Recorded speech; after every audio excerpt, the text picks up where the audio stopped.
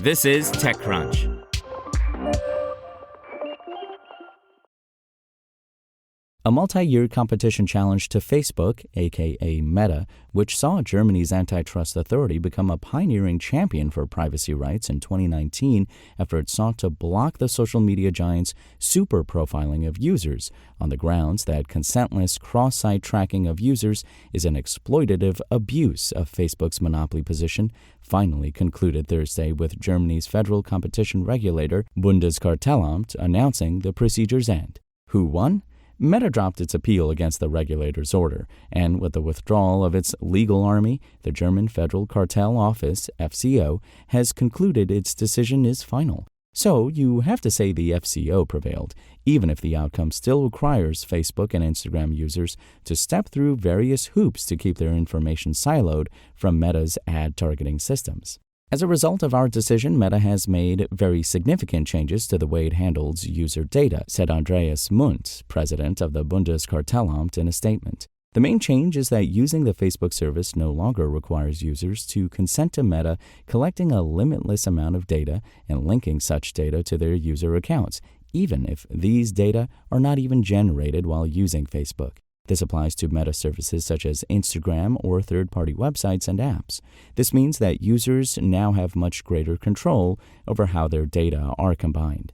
Data combination may sound pretty innocuous. However, the practice allows tracking to turn into high-dimension profiling of individuals as, in Meta's case, different types of web activity can be connected to the same Facebook/Instagram account user to build a more detailed picture and even infer intentions. A basic example, a web user visits their doctor's website. The same user, a few hours later, visits the website of an abortion clinic. If embedded in those sites, Meta's tracking pixels could connect the two. And if that sounds far-fetched, studies of trackers suggest it's not. The operational concessions Meta has agreed to in order to close the FCO case include a June 2023 announcement that Meta would introduce an account center where users of Facebook and Instagram can instruct the company to keep data collected from its different services separate, rather than this data being combined to deepen Meta's ad profiling of individual users, as was previously the case. A cookie setting that allows Facebook and Instagram users' data to decide whether they want to allow it to combine their data with other information Meta collects about them, via third-party websites where its tracking technologies are embedded, or from apps using its business tools, or kept separate. A special exception for Facebook login that allows people who use this Meta-provided method to sign into other websites and apps to choose not to combine their Facebook data with information collected about them while they are using third-party services without having to lose access to Facebook login, as was previously the case. The FCO said Meta has also agreed to limit its combination of Facebook and Instagram users' data for security purposes. Regardless of the user's settings in Facebook or Instagram, Meta stores and combines usage data for security purposes, it notes, adding that the concessions include this processing being done only temporarily and for no longer than a standardized period of time defined in advance.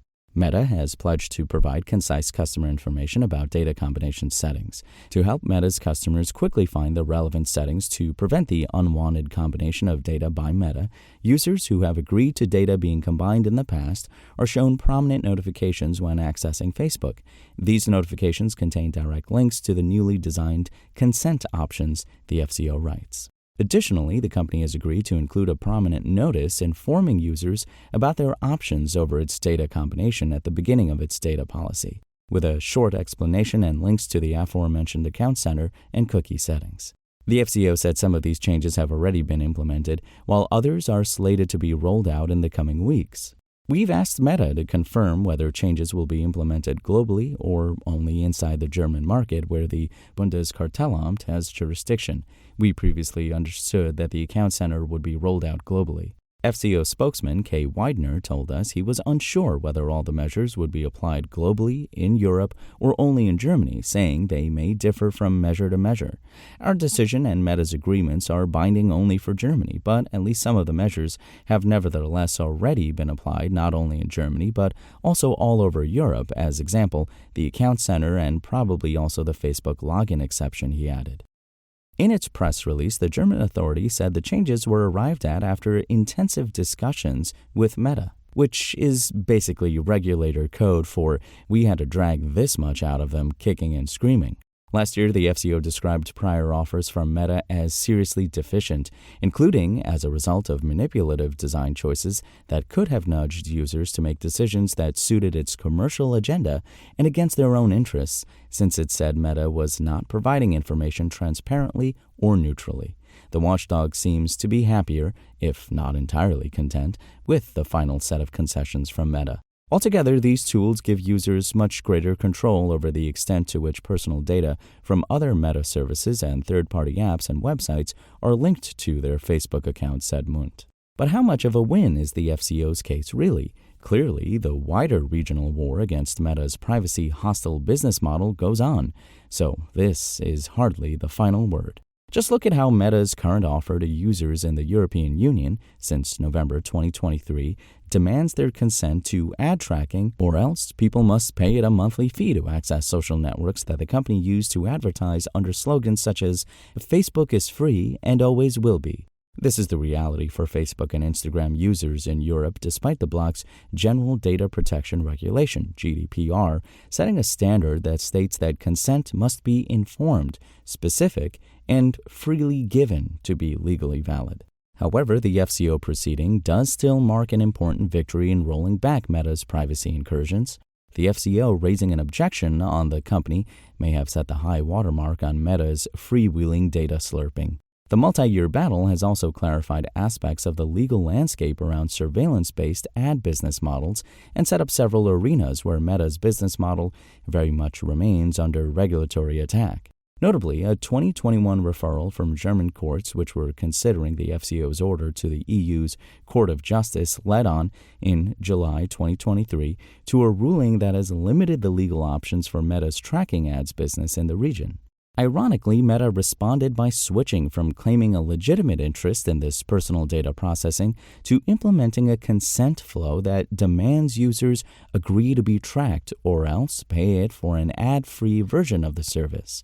So, in other words, Meta has shifted to yet another iteration of forced consent instead of providing users with the free choice the GDPR envisages.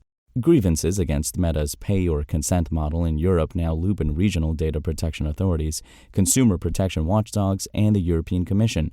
The latter has an open investigation of Meta under the bloc's Digital Markets Act, DMA, a competition reform that took inspiration from the FCO's pioneering superprofiling case. So while the fight against Meta's consentless surveillance goes on all over the region, the German authority has succeeded in making some serious inroads into its business model. Some of these cuts even have the potential to finish the job, too, if, for example, the European Commission follows through and enforces the DMA's requirement on Meta not to force users to agree to their data being combined.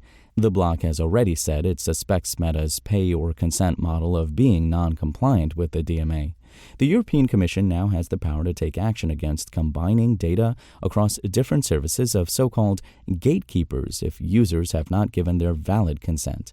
This is set out in Article 5.2 of the Digital Markets Act, DMA, which draws on the issues underlying the Bundeskartellamt's Facebook decision, the FCO observes in its press release. In applying the General Data Protection Regulation, data protection authorities can check the extent to which consent is in fact freely given and whether data processing, including within individual services, is excessive. Consumer protection rules could also be applied to how Meta designs its user dialogues, it adds, pointing out all the other watchdogs that could pick up the baton and enforce the law on Meta as it did.